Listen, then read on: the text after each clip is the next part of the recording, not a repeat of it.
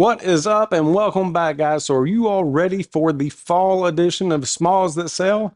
I know that I am. So for those of you that are new to the channel and this series, it's all about breaking down high profit trending items so that you can put your own twist to it and build these things at home. One of my favorite times of the year to make things to sell is the fall. And the reason why is because it's actually covering a season and 2 holidays. So we have the fall in general. Everything is changing colors. People are working their way into Christmas, and they are also getting ready for Halloween and Thanksgiving. The great thing about all of these items, that will actually cover all 3 of those and be marketable for several months. And of course, all of these items will fall into that category of what people will spend money on, what they will splurge on. And you know from my past videos, that's going to be their kids, their grandkids, holidays, and decorating. So this time of the year is the perfect time of the year to either put some extra cash in your pocket or simply make some of these super cool builds for you and your friends. I have several builds to cover, so let's go ahead and dive into this first one. So while doing the research on the trending items from the big box stores, I noticed something kind of different this year. There's one item in particular that is being hit on hard, just in different styles, and that is pumpkins. Of course, every single year pumpkins will be hit on, but it seems like this year from the woodworking perspective, there are several different styles that are in, and that's good for us. What I noticed is that almost every single one of these sites that I went to, they have everything staged up really nice on a front porch and different height levels of decoration. So instead of everything just being on the ground, they're raising these things up using different types of decoration to create depth. So when you're staging up your items, make sure to do the same thing. And one of the items that I will be covering in a bit will be perfect for, of course, selling, as well as staging your items in that manner. So this first one that I'm going to hit is from the OPB. Okay, so does this look familiar? We have pretty much covered something similar to this from the PB for every season. And the reason why that they keep bringing these things back for every single season is because they are selling these things. Okay, if you notice that any type of a big box store is repeating a look with just a little bit of a different theme, that means that they have had seasonal success with the previous ones. So these are the pumpkin trays, and these are not being marketed as charcuterie boards or cutting boards because PB has noticed that those terms are kind of going out, or the market is being flooded with that. So yes, these are the same type of things that they were selling last year as charcuterie boards and cutting boards. By doing something as simple as changing the name, they have created an entirely different product. So these are just serving trays. These serving trays or serving boards come in 2 different sizes. The small version they are selling for $135, and the large version they're selling for $165. And they have done something a little different with one of these styles that I haven't seen them do yet. Typically everything so far, like the cookbook stands from the last video, everything was painted a solid smooth color, and then we would have a strip of darker wood going down the middle, or it would be paint on paint. For the fall version, they actually have a pumpkin cutout that is completely natural with a painted strip going through the center. So since I've covered how they do this in previous videos, just a quick rundown is find a template of a pumpkin that you like. Any type of a design will work. It does not have to look identical to this. Just make sure that the stem is long enough on the template that you find that you can actually use it as a handle. And the handle is another little thing that they've changed up with this. For the painted ones, they are going for what we call this modern rustic look. And instead of using grass string or twine like they have for the natural ones, they're actually using leather. You can pick up a bundle of this thin leather stripping for really cheap on Amazon, or your local big box store will probably sell the exact same material as real leather boot string. So once you have your template, you will just trace that out onto your material. Now these are a little bit larger. The small ones are 15 by 17 and the larger ones are 18 by 20. Now that's also counting the stem, but the base of this entire project is made out of pine. So we've discussed this in the last video. You can either glue up some 3/4 inch pine to make your base, or look at the pine shelving section of your local big box store. Again, oftentimes pine shelving is a lot cheaper than actually buying 3/4 inch material, and it comes in wider widths. So once you have your template on the material, stop.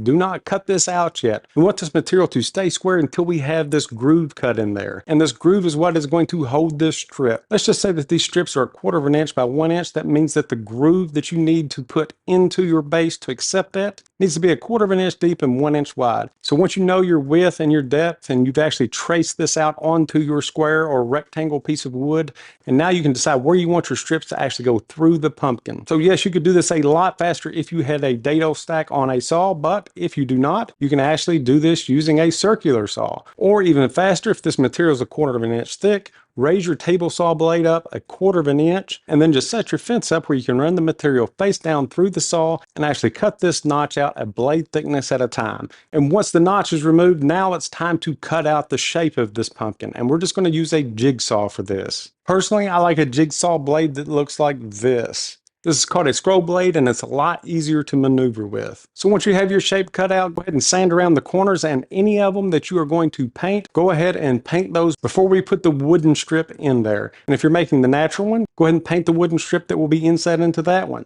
Regardless of which pattern that you're going to be using to do this, I would recommend not painting inside of the notched out area that will actually receive the wooden strip. That way, whenever we glue in our strip, we'll have a strong wood to wood bond, and you don't have to worry about the paint getting in the way. And that's all that we're going to be doing, is putting some wood glue in that groove and then clamp down this strip. If you're making the natural board with the painted strip, I'm going to assume that they have sealed this with some food grade oil. So before you oil it, go ahead and glue in that painted strip. Once that's dry, then you can oil the whole thing. These things are super easy to make. Everyone that sees one of these will want one. Everyone that sees one of these now wants one, but they're not willing to pay $165. So you do you, you put your twist to it, you beat their market pricing, and sell the heck out of these things. And before we jump into this next one, I'm just going to show you this. Okay, so my wife tried to sneak one by me here. I found this as part of her new fall decoration. This is a piece of MDF.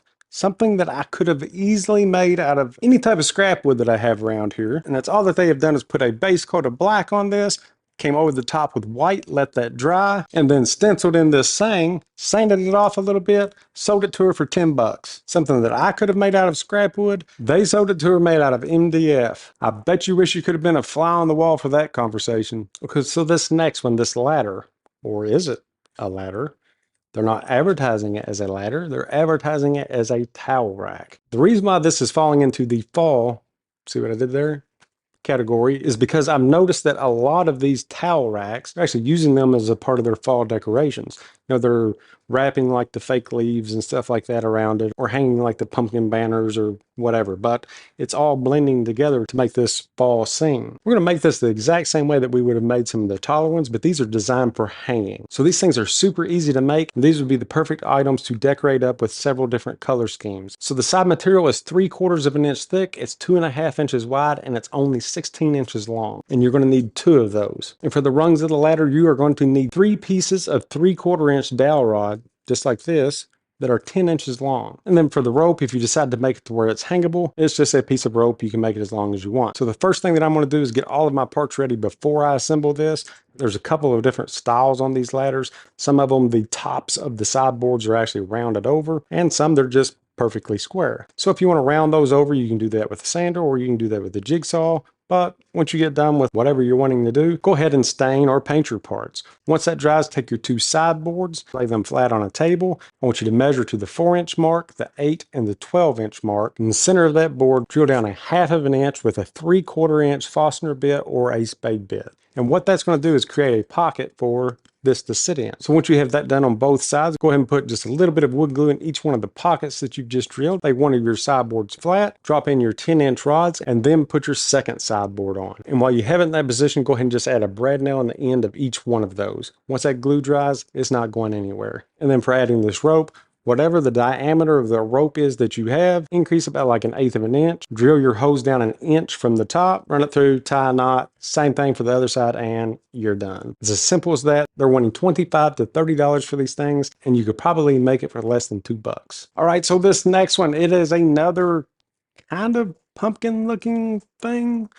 It's called a pumpkin sitter, okay? So I guess what they're saying whenever they're calling things sitters is they will sit up by themselves. So these really do not look like pumpkins, but what they're going for here is kind of like this folky Amish style look, which even though they kind of look odd, it's kind of a cool look.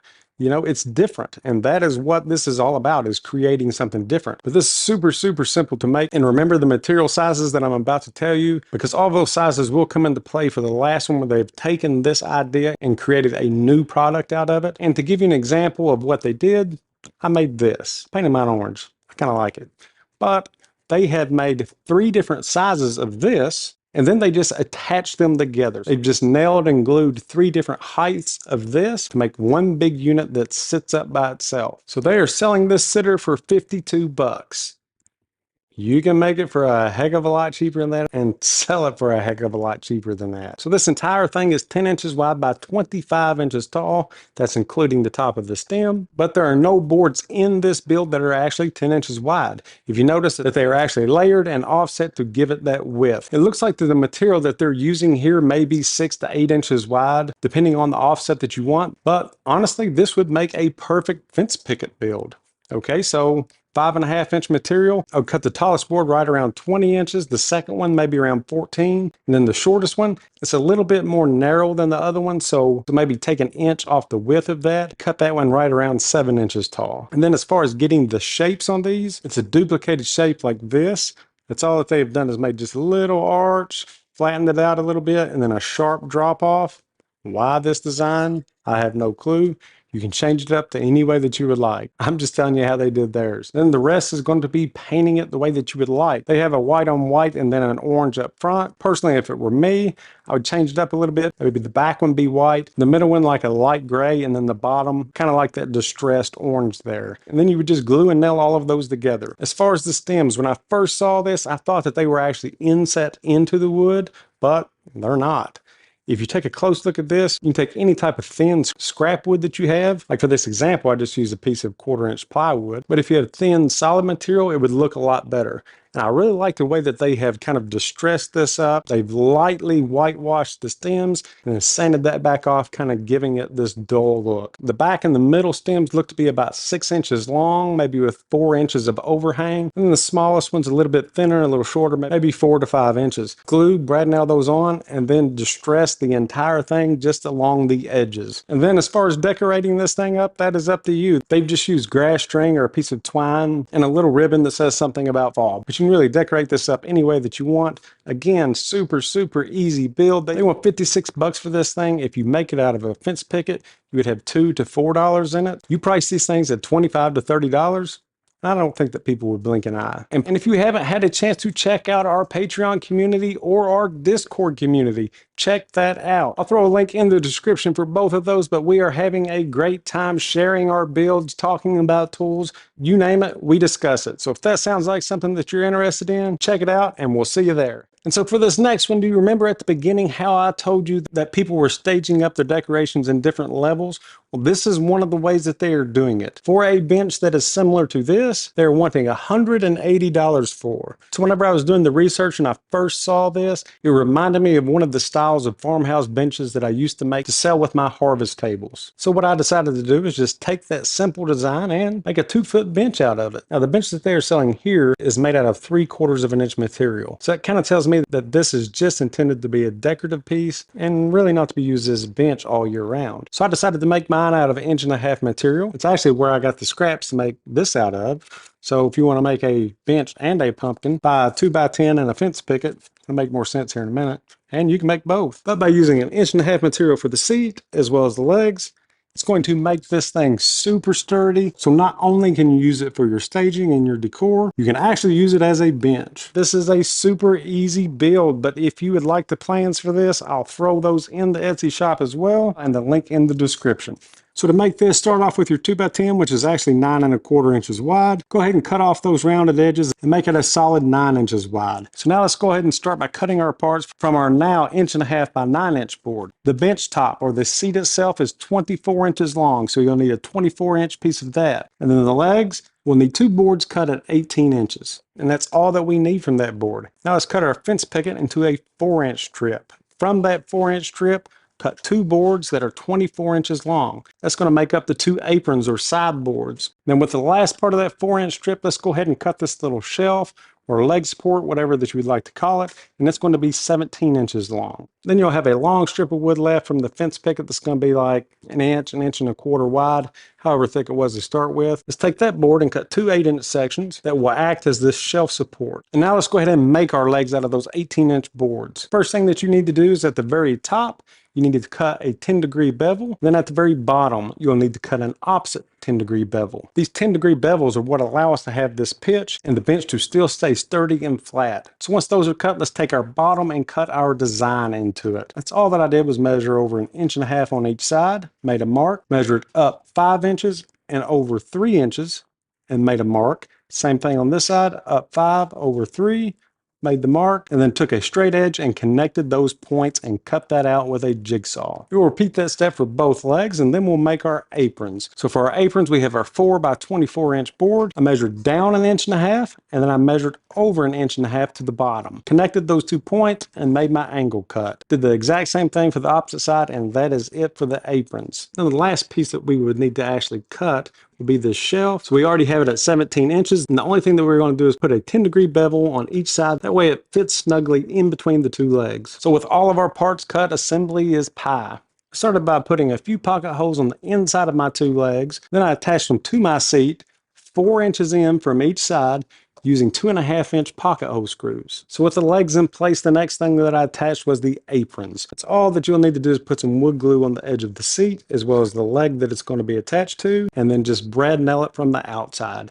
And then we'll do the exact same thing for the opposite side. And then for the shelf, starting with these 8-inch brackets. So from the bottom, I measured up 5 1/8, and that's to the bottom of the bracket. Glued and nailed those in place on both sides. I centered the shelf or the brace on the brackets and glued and nailed that into place. And that's all there was to it. It did not take very long at all to create something that you could use as decoration or an actual piece of furniture. So they're wanting $180 for something like this that you can technically build for less than 15 bucks. But as far as pricing on something like this, you need to check and test your area. I would market it as like farmhouse or primitive Americana. But the first one that you make, use it for staging all of your fall items together, and you'll probably have people that want to buy the whole set. And if you've made it this far into the video and you like things like this, make sure to hit that subscribe button and notification bell, because I have plenty more where this came from. All right, so this next one I'll just cover really quick because check this out.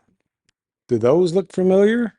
It's just they're not all fastened together. So this is not a pumpkin sitter. They are marketing these as pumpkin plaques. The difference is these actually have sayings on them. That is the only difference. So they've taken the exact same design and made 2 different products out of it.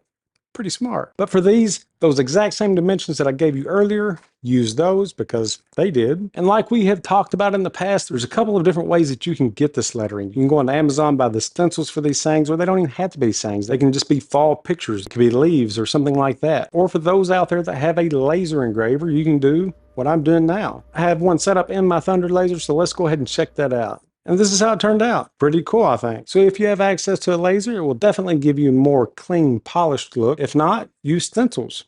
I mean, they did. And they're selling this size for 20 bucks a piece. Just thought I'd throw this one in there just as an example of how they thought outside of the box to turn one product technically into 4 different products. Well, this was a hard episode to pick items out to cover because we were kind of early into the fall. But as we get deeper in the fall, more products will be released. And if those items catch my eye, I will make sure to cover those for you. Or if you're a Patreon or Discord member and you have an idea, shoot it to the ideas channel that we have there. So as you've seen by some of these odd shaped, almost abstract items that these huge companies are selling as fall decor, it's just a reminder that every person out there has different tastes and every person sees something different. So even if you come up with a design that you're afraid to put out that people may think that it looks odd or it's different or it's not traditional, that is what you want and that is what people actually want. Look at your great artists and the different styles of art that they create. And then you also have buyers for each style of that art. But just think about that. Keep that in mind. Put your own ideas, your own twist to your builds, and you may be surprised at just how much people love your work. Till next time, guys, we'll see ya.